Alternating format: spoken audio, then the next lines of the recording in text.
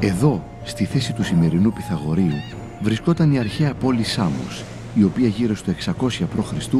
γνώρισε μοναδική άνθηση σε όλους τους τομείς και απέκτησε εξαιρετική οικονομική και πολιτική δύναμη και είχε πάνω από 15.000 κατοίκους.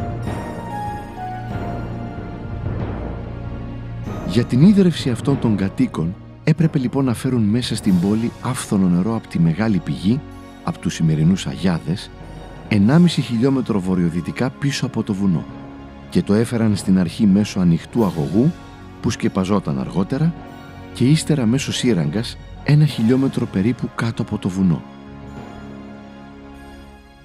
Το υδραγωγείο ολοκληρωνόταν με έναν τελικό αγωγό προς την πόλη.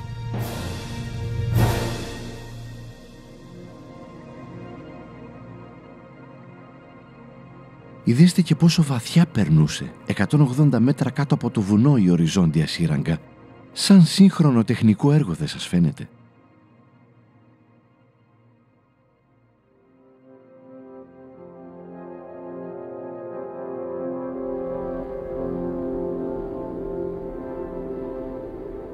Ο μηχανικός της σύραγγας σκέφτηκε να χαράξει πρώτα το ίχνος της ευθύγραμμης σύραγγας πάνω στην επιφάνεια του βουνού ανάμεσα στα δύο άκρα της.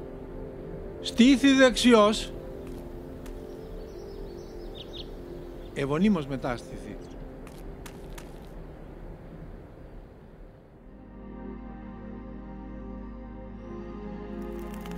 Ο Ευπαλίνος οικετεύει την Ήρα, θεά της Σάμου, τον Πλούτονα, θεό των εγκάτων της γης, και τον Ύφεστο, θεόν της τεχνολογίας, να βοηθήσουν για την επιτυχή έκβαση του τολμηρού αυτού εγχειρήματος. Το έργο αρχίζει.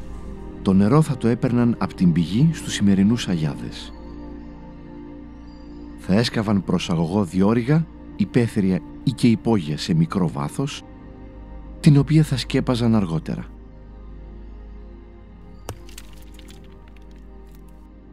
Και θα συναντούσαν το βορεινό στόμιο της εξκαφής.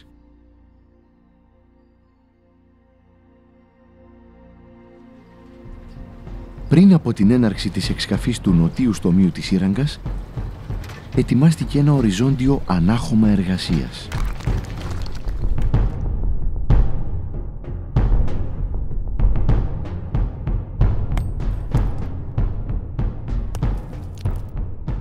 Έτσι άρχισε η εξκαφή της σύραγγας και από τις δύο μεριές. «Αμφίστο μονόριγμα», λέει ο Ηρόδοτος.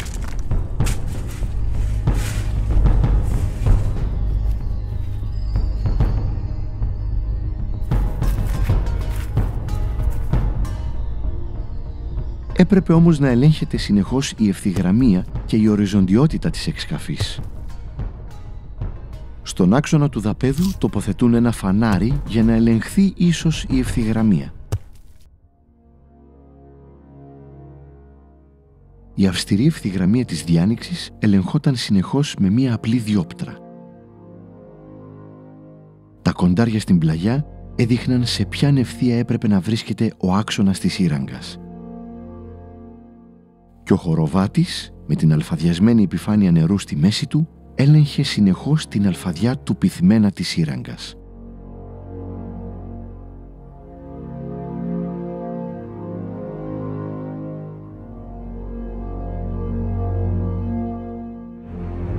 Η σύραγγα έπρεπε καταρχήν να είναι οριζόντια.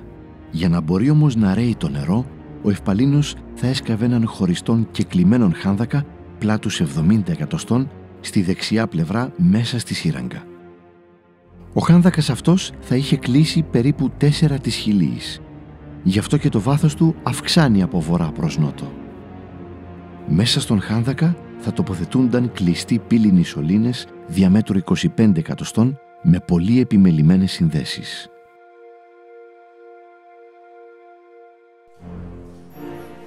Έτσι λοιπόν προχωρούσε η διάνοιξη της σύραγγας από τα δύο μέτωπα. Όσο πιο μέσα προχωρούσαν, τόσο περισσότερα λιχνάρια χρειάζονταν.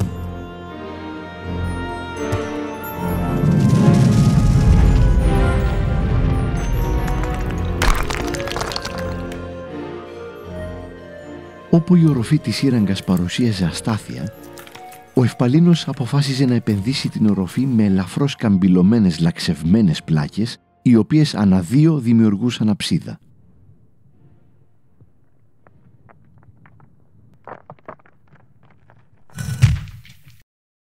Καθώς όμως προχωρούσαν όλο και βαθύτερα μέσα στο βουνό, έπρεπε να μετράνε το μήκος της σύραγγας. Με τις οδηγίες λοιπόν του Ευπαλίνου, κάθε 10 οργές σημάδευαν στο τείχομα της σύραγγας το σύμβολο των δεκάδων του ελληνικού αλφαβήτου. Ιώτα, κάπα, λάμδα κτλ. Και ήταν περήφανος ο Ευπαλίνος για αυτή τη γεωμετρική του πειθαρχία. Μέσα σε ένα από αυτά τα μετρούμενα διαστήματα μάλιστα, έβαλε και έγραψαν με μεγάλα κόκκινα γράμματα τη λέξη παράδεγμα. Υπόδειγμα δηλαδή. Ίσως είχε στο νου του και τους υποδειγματικούς υπολογισμούς που είχε ήδη κάνει και για το μήκος της σύραγγας και για τις πιθανές εκτροπές της.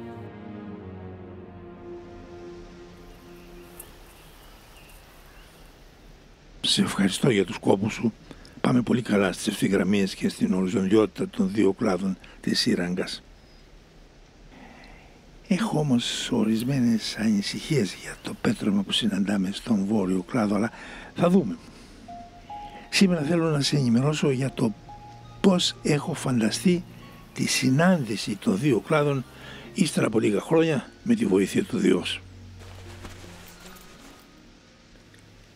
Θέλω πρώτα η συνάντηση να γίνει ακριβώς κάτω από την κορυφή του βουνού για να μπορείς με σιγουριά να ελέγχεις τις δύο ευθυγραμμίες με τη βοήθεια των κονταριών στην κάθε μια πλαγιά. Αλλά όπως ξέρεις, μόνο οι θεοί είναι αλάφητοι.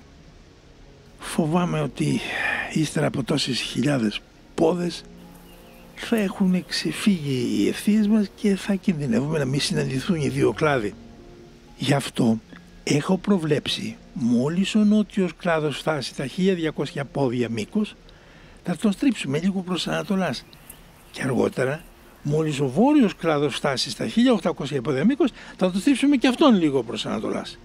Υπολόγισα δε ότι τα σημεία όπου στρίβουν οι δύο κλάδοι θα απέχουν μόνο 70 πόδια μεταξύ τους. Έτσι λοιπόν θα χτυπήσει ο ένας πάνω στον άλλο αναγκαστικά, όποιο σφάλμα ευθυγραμμίας και αν έχουμε κάνει. Είσαι στα αλήθεια θαυμάσιος, Ευπαλίνε.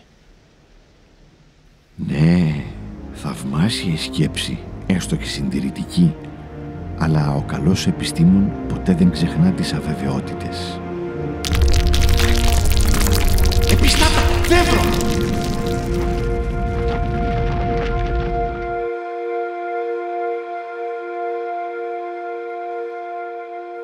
Οι φόβοι μου για το πέτρωμα εδώ στο βόρειο κλάδο δυστυχώς επαληθεύτηκαν. Θα αναγκαστούμε να στρέψουμε τη σύραγγα προς δυσμάς για να μπορέσουμε να πάμε λίγο κόντρα στις κλίσεις του πετρώματος. Έχω υπολογίσει γεωμετρικώς πόσο θα μακρύνει το μήκος της σύραγγας εξαιτίας αυτής της προσωρινής εκτροπής. Το πρόσθετο μήκος λογαριάζω ότι θα είναι 70 πόδια. Αυτή την επιμήκυνση θα την σημαδέψετε πρώτον πάνω στο τείχομα της εστραμμένης σύραγγας με το γράμμα μη τόνος.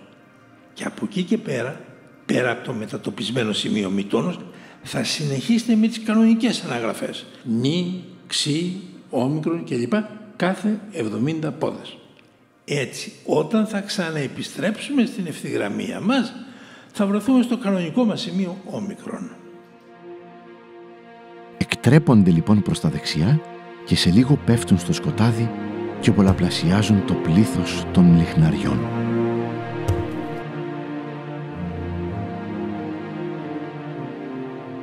Κάπου εδώ φτάνουμε ξανά στην ευθεία μας. Ζωγραφίστε πάνω στο βράχο το όμικρον.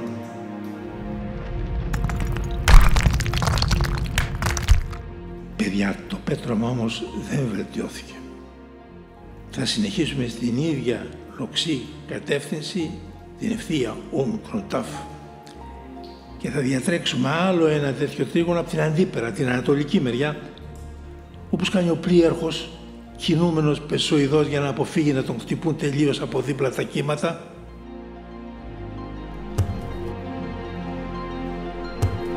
Καλέστε τον αρχιτέκτονα, καλέστε τον.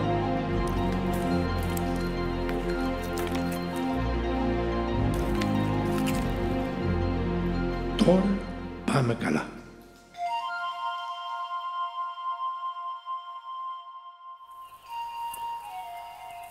Όπως ξέρεις, πριν από 2 χρόνια, όταν τέλειωσε ο νότιος κλάδος της Σύραγγας και έφτασε κάτω από την κορυφή του βουνού, τον συνέχισα διανοίγοντας λοξή ουρά βάσει του αρχικού σχεδίου για την ασφαλή συνάντηση των 2 κλάδων. Να μια λεπτομέρεια από την πινακίδα που σου είχα δείξει προκαιρού, θυμάσαι? Τώρα, μετά την εκτροπή που αναγκαστήκαμε να κάνουμε, άκου πόσο κοντά υπολόγισα ότι βρισκόμαστε από αυτή την ουρά, η οποία μας περιμένει εκεί από πρόπερση.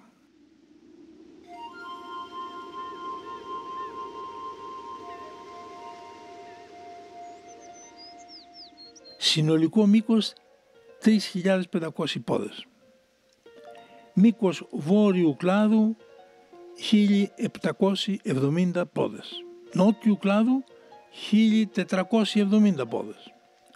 Ο βόρειος και νότιος μαζί μέχρι σήμερα 3.240. Διαφορά από το συνολικό μήκος 260 πόδες. Τώρα λοιπόν μπορούμε να κινηθούμε παράλληλα με την παλιά ευθυγραμμία, αλλά ξεκινήστε μια στροφή 4/10. Κουράγιο παιδιά, πλησιάζομαι. Θέλω τώρα να στρίψουμε ξανά προς τα δεξιά με γωνία 1/1. Θα διανοίξουμε 70 πόδες και τότε πλέον θα ξαναστραφούμε στα ίσια και σας υπόσχομαι ότι με άλλα 70 πόδια θα ξετρυπήσουμε. Κουράγιο παιδιά μου, απόγονοι εσείς των Δελφίνων.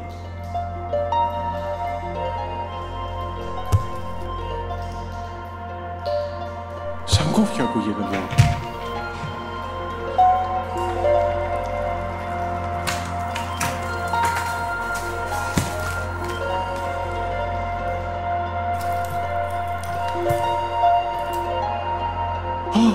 Ήρα Θεά Θεσπέσια.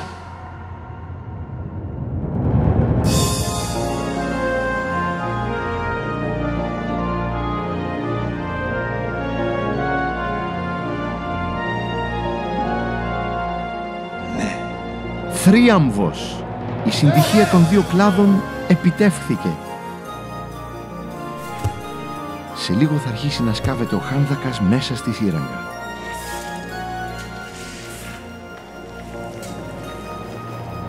Με κατάλληλη κλίση μέσα στον Χάνδακα θα τοποθετηθούν οι πύληνοι σωλήνες για τη μεταφορά του νερού. Αυτή η φάση έργων κράτησε κάμποσους μήνες ακόμα.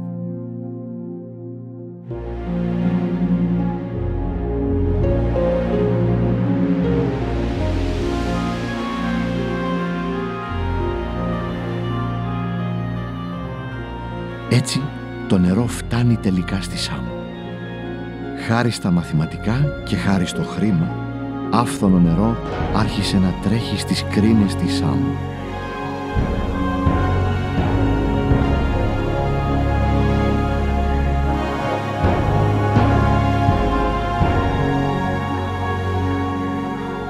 Κάτι σπουδαίο φαίνεται πως γίνεται πέρα στο μεγάλο ναό της Ήρας. Ο λαός αναγνωρίζει την πολύτιμη προσφορά του Ευπαλίνου. Δίκαια η αποθέωση του μεγάλου μηχανικού. Δίκαια ο Ηρόδοτος σε λίγα χρόνια θα θαυμάσει λέγοντας ότι οι Σάμιοι έχουν κατασκευάσει τα σημαντικότερα τεχνικά έργα όλης της Ελλάδος.